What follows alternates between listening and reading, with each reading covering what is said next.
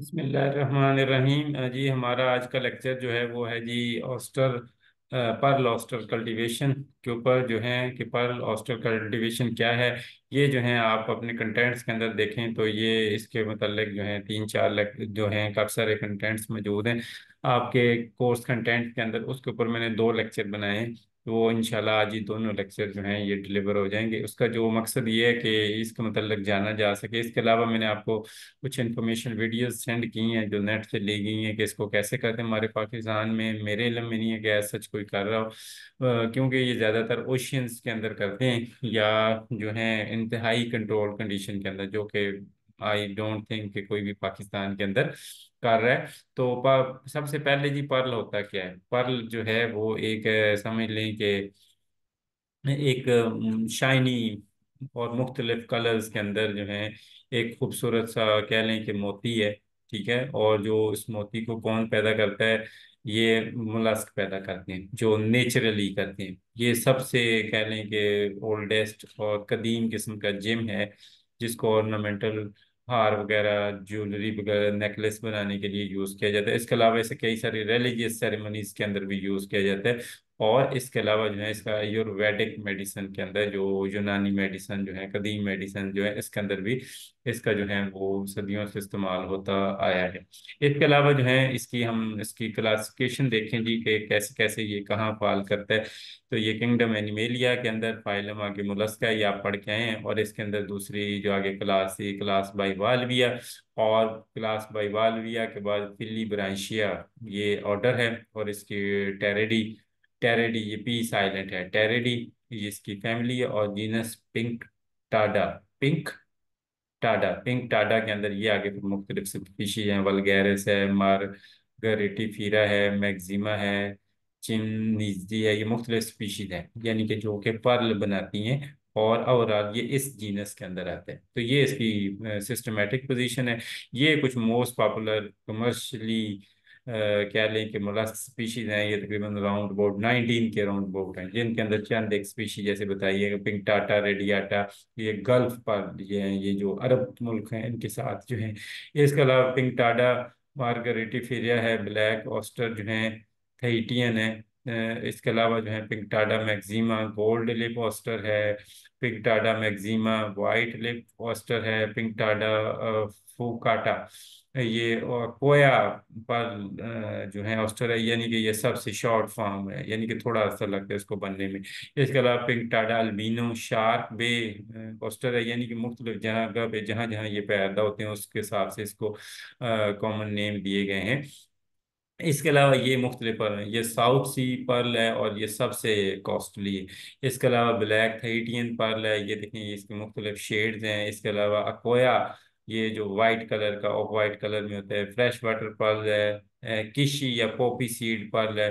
किशी या Poppy seed Perl ऐसा होता है जिसको अगर उसके अंदर उसको जब ग्राफ्ट किया जाता है ना, तो वो अगर उसको पहले ही निकाल ले, यानी कि एक्सेप्ट ना करे, तो ये इस तरह का कह लें कि टेढ़ा मेढ़ा सा बनता है। पर्ल जो है ये मुख्तलिफ जगह पे, ये देखें इसके ये हैबिटेट हैं कहाँ कहाँ पे पाए जाते हैं।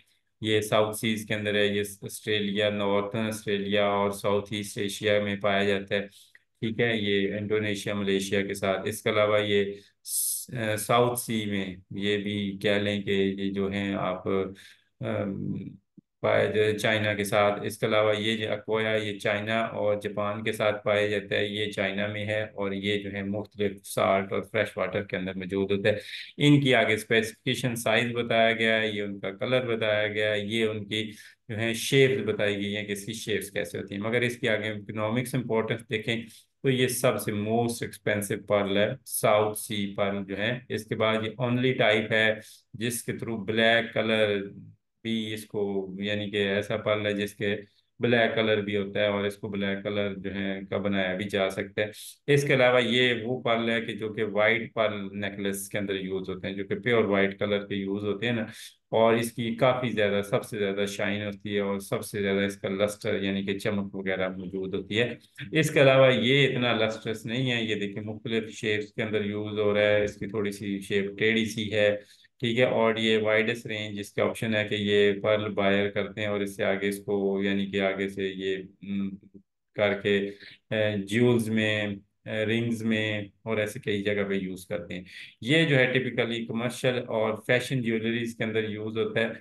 और इसके अंदर जो है ये ऑस्टर, ये वो चीज़ है जिसको ऑस्टर जब रिजेक्ट कर देता है और स्पिट आउट कर देता है इम्प्लांटेड न्यूक्लियस को, तो ये इस तरह की शेप बनती है। यानी कि जो न्यूक्लियस, एक मोती जो है ये खुद इम्प्लांट करते हैं उसके अंदर, उस मोती के इर्द गिर्द अगर उस मोती को जल्दी निकाल दे, ठीक है, तो ये इस तरह की शेप जो है वो बनती है। ये जो सीड पर्ल जो है ये इस तरह का जो है, जिसको केशरी या पॉपी सीड पर्ल भी कहते हैं। इसके बाद देखेंगे इकोनॉमिक्स इंपॉर्टेंस क्या है। ये $1 बिलियन जो है वो इंडस्ट्री है, या ऑल ओवर द वर्ल्ड बेची जाती है। और इसकी कीमत जो है डिपेंडेंस पे है, जो काफ़ी ज़्यादा अवेलेबल है उसकी कीमत इतनी ज़्यादा नहीं है। कुछ ऐसी मोती हैं जो कि बहुत कम होते हैं, जैसे साउथ पर्ल जो है, ये ऊपर वाला हमने पढ़ा साउथ सी पर्ल जो है, ये काफ़ी नायाब है। इस वजह इसकी कीमत जो है लाखों तक जो है, ये देखें $1 लाख तक भी जा सकती है। 50 pairs of fresh pearl earning to the 1 lakh जो है साउथ सी जो है, यानी कितने कीमती होते हैं। ये कहाँ कहाँ पे होता है, ये देखें, ये साउथ में इंडोनेशिया, ऑस्ट्रेलिया, तहीटी, ठीक है, ये आइलैंड्स हैं, और जापान और चाइना के करीब जो हैं ये पाए जाते हैं। ये जो है आगे कलर हमें बताते हैं कि कौन सा वाटर है। ये साउथ सी ऑस्ट्रेलिया के साथ, इंडोनेशिया, तहीटी, ये जो है इस तरह कलर में, ये इनके कलर बताते हैं। ठीक है, ये देखें। इसके अलावा जो है मैंने बता चुका कि ये काफ़ी ज़्यादा महंगी इंडस्ट्री है। और इसको जो है सिर्फ ये है कि इसको, क्योंकि टाइम भी लगता है इसको बनने में, और ये काफ़ी ज़्यादा एक्सपेंसिव, जिसमें से ये साउथ जाओ जूल जो है ये काफ़ी महंगा है। ये इतना महंगा नहीं है, मगर ये है कि इसकी भी काफ़ी ज़्यादा कीमत है डॉलर्स के अंदर, और ये जो है कॉमन है। अच्छा, ये उसका लाइफ साइकिल है जी।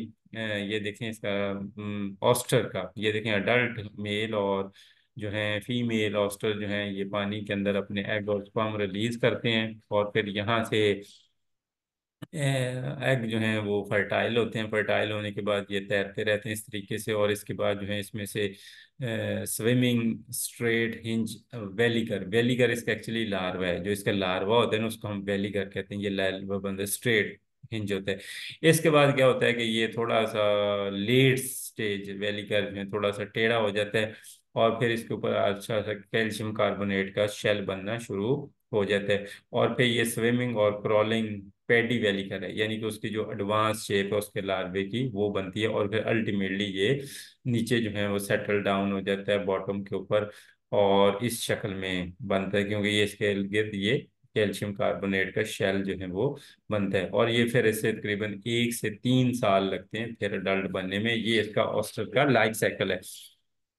इसके बाद ये देखें इसकी रिप्रोडक्शन है जी। ये देखें, ये एक मेल है और एक फीमेल है, ये दोनों अपने स्पर्म और एग रिलीज करते हैं, और ये पानी के अंदर ही होते हैं, मिक्स हो जाते हैं।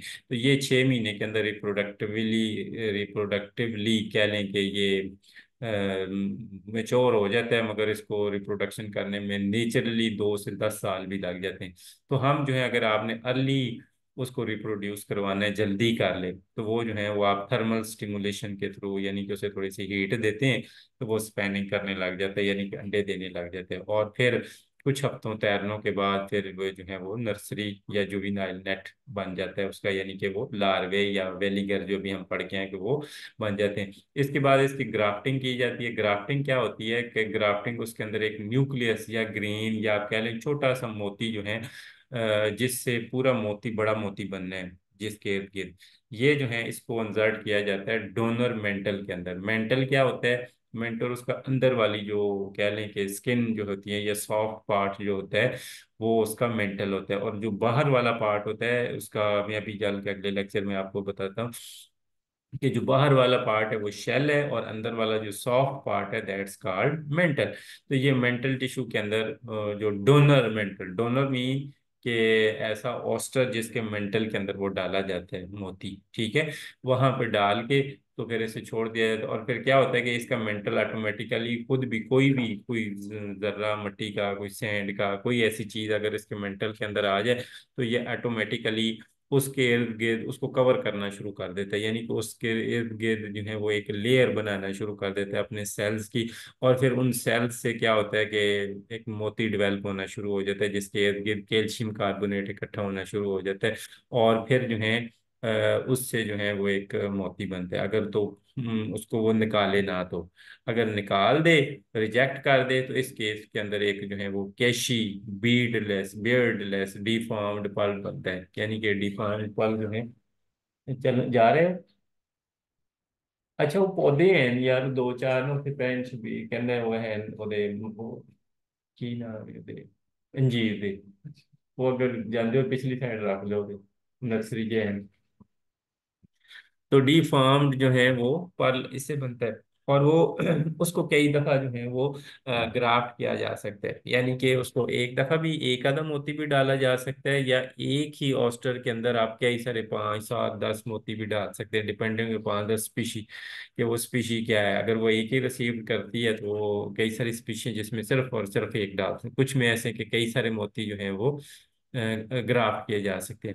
अब क्या होता है कि इसके कई सारे तरीके हैं, उसके अंदर जो है इनको रेयर करने के, पालने के। उनमें से एक तरीका जो है वो राफ्ट कल्चरिंग है, कि इसके अंदर जो है बड़े बड़े बे बनाए जाते हैं। राफ्ट जैसे आपने देखा था, वो हम गए थे मेलसी, तो वहाँ पे एक राफ्ट था तैरते हुए, तो उस तरीके से यहाँ पे वो तैरते हुए मुख्तलिफ स्ट्रक्चर बनाए होते हैं। उसके नीचे ओशियन के अंदर जो है वो कह लें कि वो सबमर्ज कंडीशन में होते हैं। दूसरा लॉन्ग लाइन कल्चरल मेथड होता है, इसके अंदर जो है बड़े बड़े केज होते हैं, जो कि हॉरिजेंटली संगलों के साथ बंधे हुए, चेन्स के साथ बंधे हुए, लटके हुए होते हैं और तैर रहे होते हैं पानी में नीचे। ठीक है।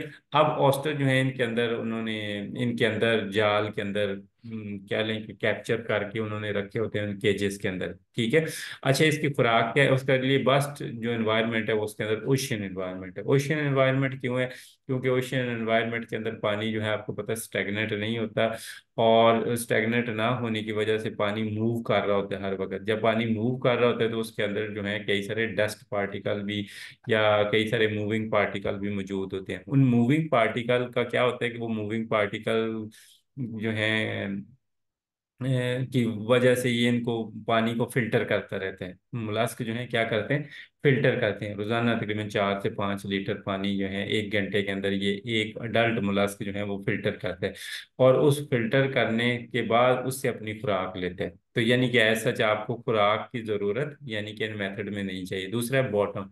बॉटम के ऊपर भी रेयर कार किए जा सकते हैं, जहाँ के ऐसा बॉटम जहाँ पे ग्रेनाइट या कोरल सैंड मौजूद हो, वहां पे रेयर कर सकते हैं। मगर ख्याल करना है ऐसी जगह पे नहीं करना है जहाँ पे सैंड वगैरह हो, सैंड इसके लिए अच्छी नहीं होती।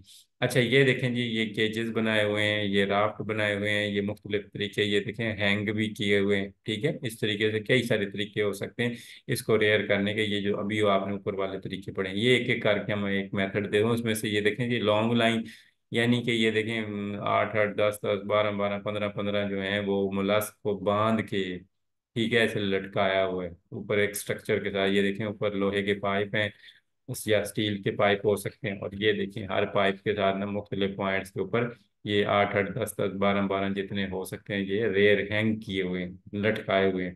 ठीक है, पानी के अंदर। ये देखें ये राफ्ट है, ये राफ्ट है, ये देखें बांस का एक बड़ा सारा स्ट्रक्चर बनाया हुआ है बांसों को जोड़ के। ठीक है। और इसके नीचे ये देखें ये पैड्स हैं, जिसकी वजह से ये जो है कह लें कि ड्राउन नहीं होता। या ये देखें वो एक और भी इधर स्ट्रक्चर लगाया हुआ है। तो ये आमतौर पर बे में किया जाता है, यानी कि समंदर के ऐसे हिस्से में जहाँ पे पानी बहुत ज्यादा लहरें ना आती हों, यानी कि लहरें ना आती हूँ, जहाँ पानी थोड़ा स्टेगनेट हो समवट, मगर स्टेगनेट नहीं होता, ये मूव कर रहा होता है ओशियन का पानी किसी भी जगह हो।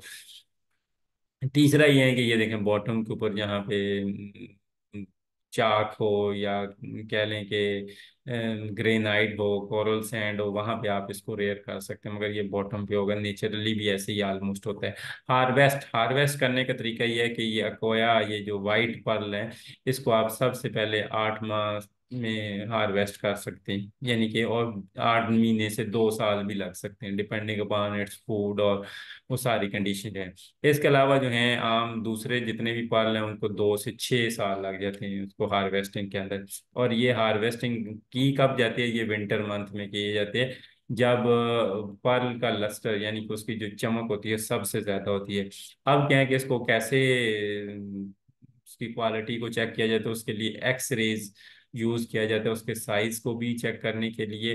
ठीक है। और इसके अलावा जो है इसके बाद जो है इन पर्ल को जो हार्वेस्टेड होते हैं क्लीन किया जाता है, पॉलिश किया जाता है, और फिर इसके बाद इसको चमक दे के इसको यानी कि ट्रीट किया जाता है, और इसके बाद ये फाइनल ज्यूल्स बनता है।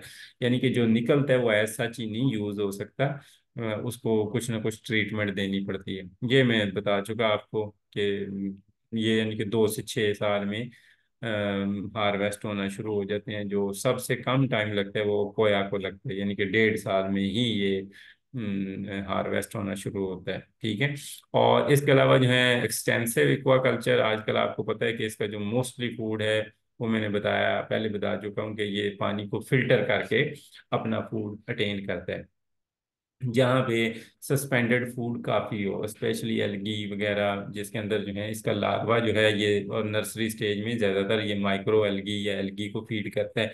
तो जहाँ पे ये माइक्रो एल्गी या एल्गी है वहाँ पे आप इसको ओशन के ऐसे हिस्से में डिप करके वहाँ पे इसको पाल सकते हैं। तो इसके अंदर जो है ज़्यादातर जो लेबर लगती है उसको ग्राफ्टिंग और इंश्योरिंग के गुड क्वालिटी पाल हो, उस काम में ज्यादातर मेहनत लगती है। बाकी फीड करने में मेहनत नहीं लगती, क्योंकि ये नेचुरली जो है वो पलता है। हाँ, आपने कुछ वीडियो में अभी आपको दिखाई है, 1-2 वीडियो में उनको वो आर्टिफिशियली पालते हैं, यानी कि केन्स के अंदर या बड़े बड़े स्ट्रक्चर के अंदर। तो उस केस में फिर आपको वो सारी एनवायरमेंटल कंडीशन देनी पड़ेंगी कि एक आइडियल किस्म का पल जो है वो ग्रो कर सके।